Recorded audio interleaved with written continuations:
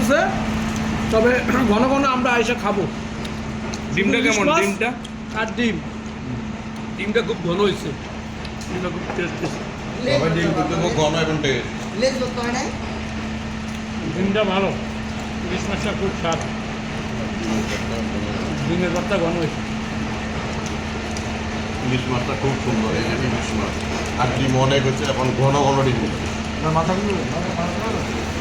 অর্ষণ ভাই, হ্যাঁ, ডিম কেমন হচ্ছে? ডিম ঘন, অনেক বেশি ডিম, অনেক মজা হয়েছে।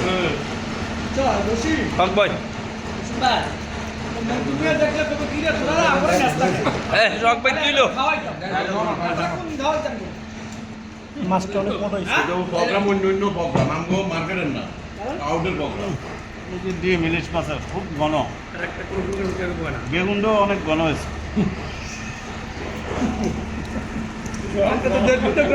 মরিচটা কড়া ভাজি ঘন ভাজি হয়েছে, তার সাথে ঘন একটা ডিম ভর্তা।